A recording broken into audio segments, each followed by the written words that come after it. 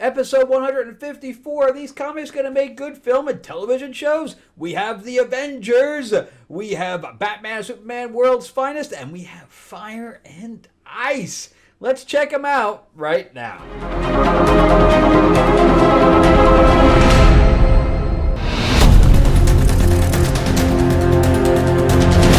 Welcome back to the channel, everyone. Thank you so much for spending time with me as we rant about movies, comic books, and television shows, as well as the occasional board game.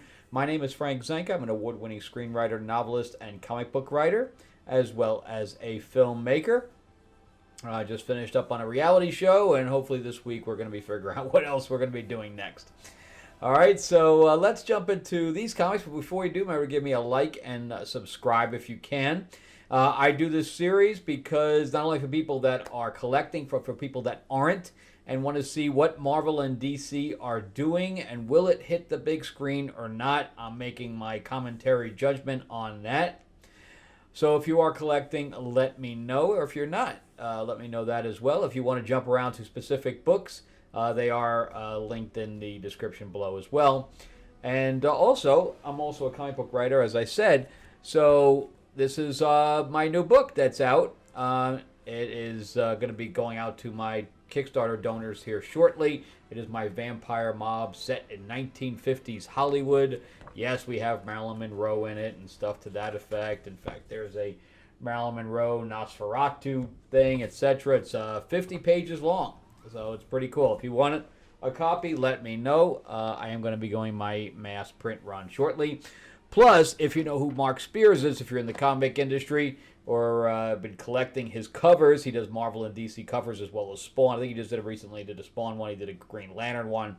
Lots of great stuff. He did a classic Monsters whole set of art, and I teamed up with him, and we now made a board or card game based on his art. So all of the art is his, and just in time for Halloween. That's right.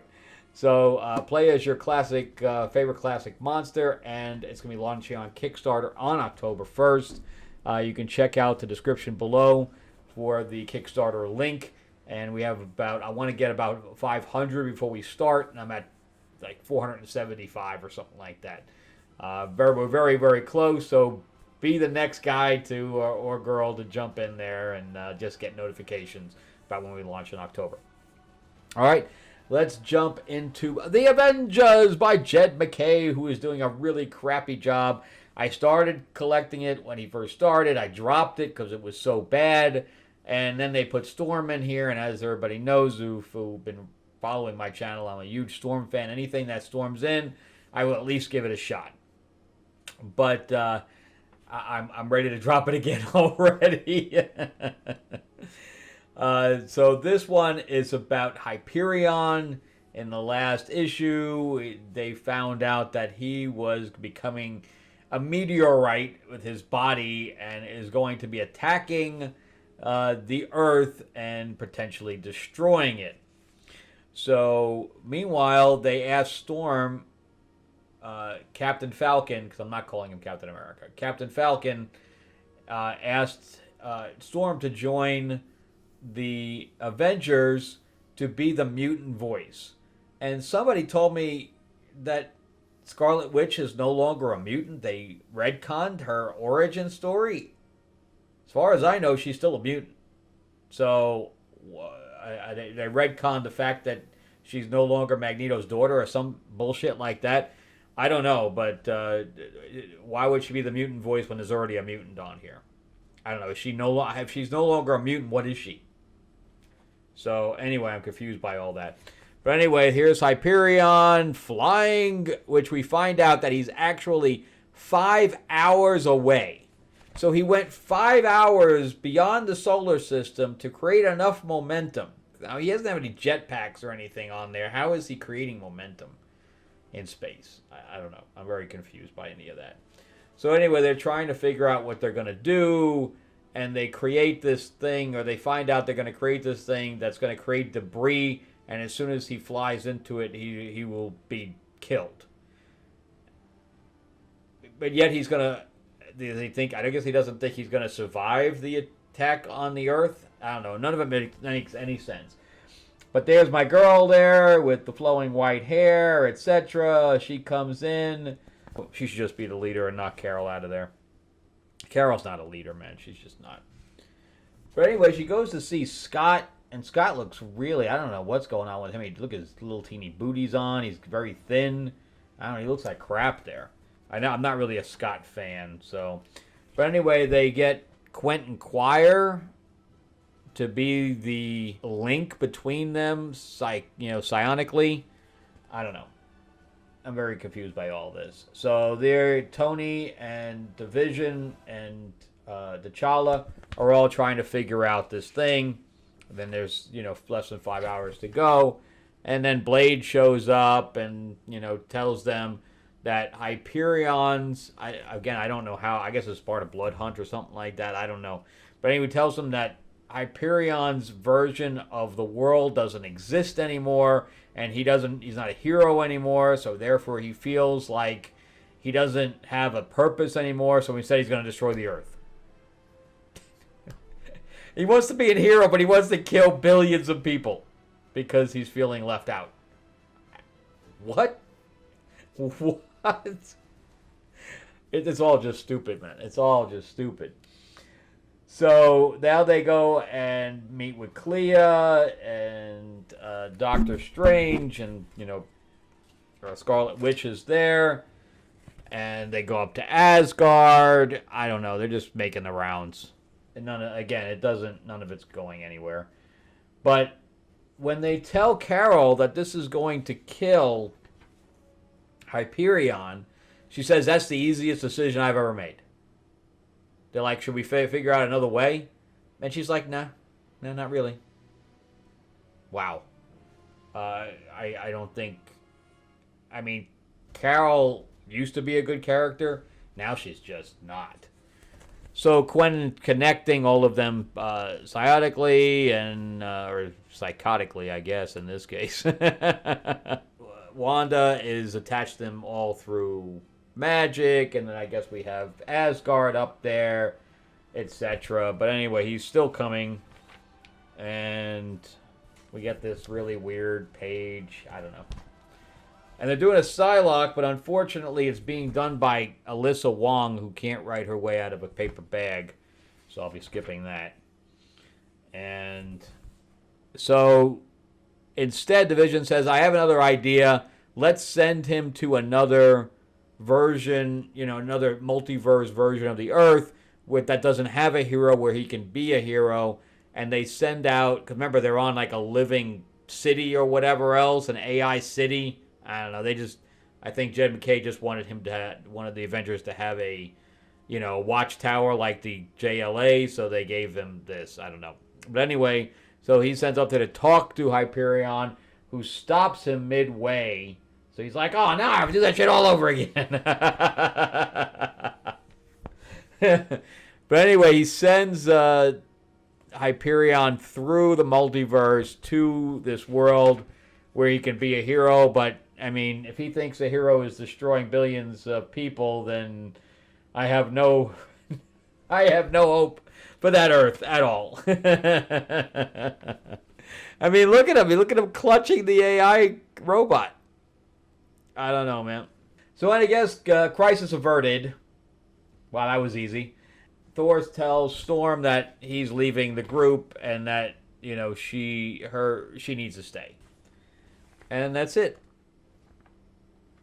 See what I told you? See I'm that close to dropping it again? It's god awful. God awful. Jed McKay needs to... There hasn't been a good Avengers book in decades. I mean, decades. Which is weird because we get all the Avengers movies, but they can't write a comic to save their damn lives. So, I don't know. I'm going to get it for another couple of issues, and I guess I'm going to drop it again. Because I don't think his stories are going to get any better. All right, so let's jump into Mark Waid. Unfortunately, Frank Mora is not on this thing. But this is the new storyline with Eclipso. I like Eclipso, but I really wish that Mora's artwork was on here. So we start out, there's going to be an eclipse, and they're on the watchtower. See, they got a real watchtower as opposed to a living one. And Superman's like, Everybody's like so excited. Oh my God, we get to see the thing up here. Blah, blah, blah. It's going to be an eclipse. It's going to be beautiful. And he's like, whatever. They're like, we know that you travel around the stars and stuff like that. This is no big deal for you, but it is for us. So anyway, the eclipse happens, and then suddenly they're all possessed by Eclipso stuff. So Green Arrow, Green Lantern, and Black Canary. And then we jump to 24 hours earlier, which we needed really that big a panel for that. Sometimes this stuff just wastes pages, I swear. So anyway, they're doing all this moving, and look at Black Canary and Green Arrow carrying. I mean, they don't have super strength. That's a lot of stuff to carry. But I guess they're helping rebuild stuff, and the only person that's smart in this whole thing is Robin. And Robin says, why do we have the Eclipso guy out here helping us? Isn't he going to change? And Batman's like, yeah, don't worry about it. We solved that problem. He's the only smart guy, because sure enough, the guy changes. And Eclipso comes out. They said, we have him trapped in the thing. And, of course, he comes out. And we get, an explosion, etc. Whatever. And he's like, I'm changing. I'm becoming Eclipso. Yes. Here I am. I'm Eclipso. Whatever, man. So then we go back up to the Watchtower where everybody's now fighting. We have the Atom, who I haven't seen the Atom in forever, especially in that costume, and the Flash. And then Batman shows up and, not yet. So we saw the battle going on, and somehow Ollie just has a kryptonite arrow in his quiver, and Superman didn't feel it that entire time when he's been standing right next to him. I call bullshit on that. So he hits him in the back with a kryptonite arrow, and Elongated Man's like, nah! I don't know how you say now like that. But anyway, Batman, where's that thing where Batman shows up? Did I pass it? Oh, that is that one. That is that scene where Batman shows up and says, what did I miss? He's like, you guys just fighting just for the hell of it? What's going on? What did I miss? And Eclipso's on this, light throne or whatever else. And we have... I've always been a fan of Red Tornado. They tried to do him in the CW universe. Never worked out. But anyway, the battle continues, etc. Battle. And we got some freeze breath going on. And they have some kind of a cannon. I don't even know. I forgot what that's even about. The end result is that... I guess the whole Watchtower explodes, whatever. But Red Tornado found his way out and heads towards Civic City, where he is found by the JSA. And they say, that sounds like a job for the JSA. I don't know. I don't know about this one because it could be good, but the setup's a little strange. So we'll see. But I like Eclipso, so we'll see what happens. Then we go to Fire and Ice. This is based on an animated film, an amazing animated film. If you've never seen it, it is on YouTube. It's kind of like Heavy Metal, where it's like all nudity and stuff like that, but it has to do with a fantasy world. And we have Tigra. So we have a fire area, a fire kingdom, and we have a ice kingdom. And literally they're just separated by some wasteland in the middle, and they're constantly at war. And the one son for the prince, I should say, for the ice thing, kills his brother to assume the throne, and the one that is killed was the favorite of the mother, who is a witch. Okay? And then Tigra is the princess of the fire side. All right? And then we have Larn, who is just kind of a warrior wanderer at this point. He wasn't even a warrior at one point, but... And then we have Black Wolf, Dark Wolf, something like that, and he's like a Conan character. But the artwork in here is through the roof, man. I mean, the amount of action and bodies and all this stuff that's in these panels is just phenomenal. So we have this war going on right now with these mutant type of creatures that I think they're working for the queen of the ice. Yes, I'm pretty sure, because there, look at that, man. That's phenomenal. Look at that. So those dragon riders are from fire. So the prince of the fire side are, and I called them dragon hawks or something like that. So just phenomenal work there. Just phenomenal work there. And there's the prince. There's a dragon hawk. That's why they call him a dragon hawk. The other things were the monsters for the ice ones. Just phenomenal work. So there's the continuing of the battle, and they have these fire lances and things like that. But look at the amount of work that just goes in the background. And the world building is just great. So this is the ice side, and there's like the effeminate prince for ice, and the queen knows that something's up with him, and that he did something to the brother.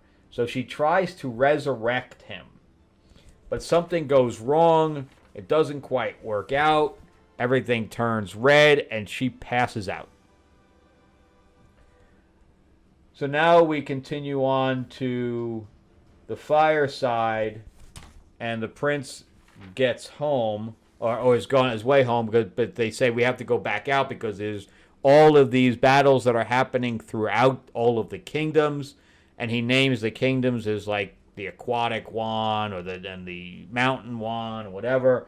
And there's like Dark Wolf there. You can see him. He's got the wolf like thing on his head. But anyway, that's all they are, snippets of other battles that are happening. And they don't shy away from the blood and gore at all. But anyway, that's where the prince returns home, and he talks to his people and said, rest up, go see your family, because we're going back out. So he goes to see his sister, which is Tigra, who Lauren saved at one point. And she goes, but I have something to tell you. Mom went out to battle. And he's like, oh, come on, man. I don't need this on my mind when I'm going out to fight. Why is my mother going out to fight? She's like, well, she's a warrior. She went out to help her, her heritage or wherever her villages are, where she grew up or whatever, which I assume is this woman with the white hair. I don't know that for a fact, but the scene does change to that. And she looks kind of young to have children that old. I don't know how that works. But anyway, she had saved Lauren at one time. But again, I didn't realize that she was the queen. If she is. If she isn't, let me know. And because they even said that she'd take her panther with her, which that looks like a tiger more than it does a panther. But, I mean, she looks pretty young there. Maybe because she has white hair. I don't know. I don't know. But anyway, Lauren comes in there, and we have the mutant fire ice things talking about the fact that the queen passed out, and they drop her, in her bedroom, and he's like, why are you hovering over me? Well, you passed out, blah, blah, blah. And she says, I have something to show you. And he says, you really need to let me rule on my own. I have some good ideas, blah, blah, blah. And she goes, no, just come with me. I have something to show you. And she goes into the room, and she did end up resurrecting the brother. And the brother's like, hello, brother. Let me talk to you for a moment, because I have a nice little sword enema for you. Really, really good stuff. And I can't believe they're doing Barbarella again. I might have to look into that. But, yeah, they even have, like, little figures and stuff. There's Tigra's figure. So good, really good stuff, man. Would it be? So let's do a recap, because I don't need to even talk about this. Would it make a good movie? Absolutely. It's already made into an animated film, but I would love to see. I mean, to see this in live action, they'd have to do a little bit of cover up, I guess. But they can't have full nudity. Although I did see The Substance with Demi Moore and Margaret Qualley, and they were naked through, at least 30% of that film. World's Finest, I don't know. I don't know. I need to see more about what the storyline is, because this is just a setup book, and I have no issue. I have no idea what the real story is. And the Avengers, this particular storyline is garbage. Just garbage. I really don't know what Jed McKay's doing anymore. I'm just going to... The only reason I'm even getting this is because Storm's in it. So, all right, well, that's it for me. Thank you guys so much for watching. I greatly appreciate it. Remember, too, to give me that like, give me that subscribe, give me that thumbs up. And if you can't subscribe, bring that bell ding-ding. I appreciate it. And also remember that in the link in the description below, you'll find the link to Kickstarter for Mythlord's Classic Monsters, where you can play as your favorite classic monster, including Dracula, Frankenstein, Creature from the Deep, and the Wolfman. Build your monster army, including the Mummy and the Bride of Frankenstein, Mr. Hyde, etc., and battle over locations, including the Mummy's tomb and the ghost ship. And it comes with little figures. Yes. This is the Frankenstein. Oops. This is the Frankenstein, and this is the Dracula. And so it comes with a couple of others, of course, the Creature from the Black Lagoon and the Wolfman. Anyway, that's it for me. Check out some other videos. Thank you for watching all the way through, and I'll see you on the next episode. All right, bye-bye.